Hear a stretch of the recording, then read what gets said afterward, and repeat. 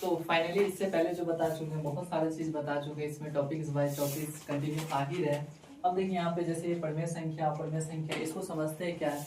तो ये देखिए क्या है, परिमेय संख्या क्या होता है ना। ये परिमेय संख्या क्या होता है, वैसी संख्या जिसे पी बाई क्यू के रूप में लिखा जा सके, Q does not equal to zero, यानी कि जो अंश बटे हर के रूप में लिखा जा सके और हर जो है जीरो के बराबर नहीं होना चाहिए। तो इसका परिभाषा के अकॉर्डिंग देख सकते हैं क्या होगा, वैसी संख्या जिसे पी वाई क्यू के रूप में, किसमें, पी वाई क्यू के रूप में लिखा जा सके, जहां पी तथा क्यू क्या हो, पूर्णांक हो। पूर्णांक क्या होता है इसे पहले बता चुके हैं, ठीक है। पूर्णांक हो तथा Q does not equal to zero, यानी कि क्यू जीरो के बराबर नहीं होना चाहिए। क्यू किसके बराबर नहीं होना चाहिए, जीरो के बराबर नहीं होना चाहिए। उसे क्या कहेंगे, परिमेय संख्या कहेंगे, ठीक है। ये हो गया। अब जैसे में इसका एग्जाम्पल है ये सब। अब देखिए इसका मतलब समझिए कि पी बाई क्यू के रूप में Q does not equal to zero, यानी कि अंश बट्टे में हर के रूप में लिख सके, लेकिन हर किसके बराबर नहीं होना चाहिए, हर जीरो के बराबर नहीं होना चाहिए। बात समझे।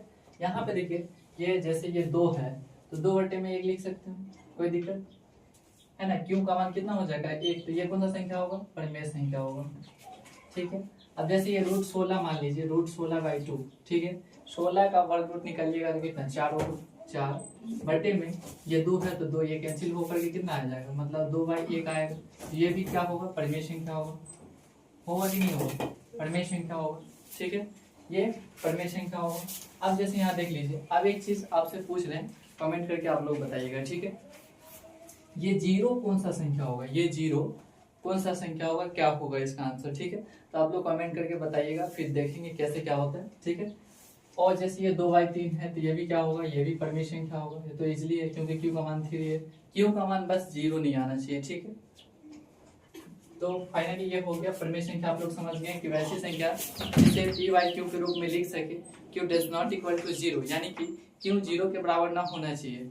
हिंदी में इसको बोल सकते हैं अंश बटे हर के रूप में लिख सके, और जो है हर जो है 0 के बराबर नहीं होना चाहिए, तो उसको क्या बोलेंगे हम, परिमेय संख्या बोलेंगे, ठीक है। अब देखिए अपरिमेय संख्या क्या होता है। अपरिमेय संख्या क्या होता है, अपरिमेय संख्या देखिए इसका परिभाषा, वैसी संख्या जिसे पी वाई क्यू के रूप में, वैसी संख्या जिसे पी वाई क्यू के रूप में नहीं लिखा जा सके, वैसी संख्या जिसे पी वाई क्यू के रूप में नहीं लिखा जा सके, जहां पी तथा क्यू क्या हो, पूर्णांक हो, पी तथा क्यू पूर्णांक हो, तथा Q does not equal to zero, उसे हम अपरिमेय संख्या कहेंगे, ठीक है।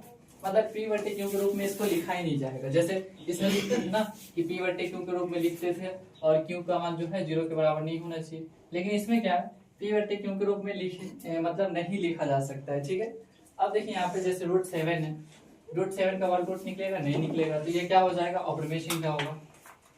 ये क्या हो जाएगा, अपरिमेय संख्या होगा, ठीक है। अगर यहाँ पे पूछ दिया जाए ये √2 है, और भी बहुत सारा हो जाएगा, जैसे √11 ले लीजिए, √13 ले लीजिए, जिसका वर्ग रूट ना निकले वो अपरिमेय संख्या हो जाएगा, और जिसका निकल जाए वो किसमें हो जाएगा, परिमेय संख्या हो जाएगा। तो इसी तरह आप लोग बने रहिए, है ना। और भी बहुत सारा। अब एक लास्ट टॉपिक है जो जिसका नाम है वास्तविक संख्या, उसके बाद एक्सरसाइज स्टार्ट कर देंगे, ठीक है। तो आप लोग इस चैनल को सब्सक्राइब कर लीजिए, स्टूडेंट कोचिंग सेंटर, ठीक है।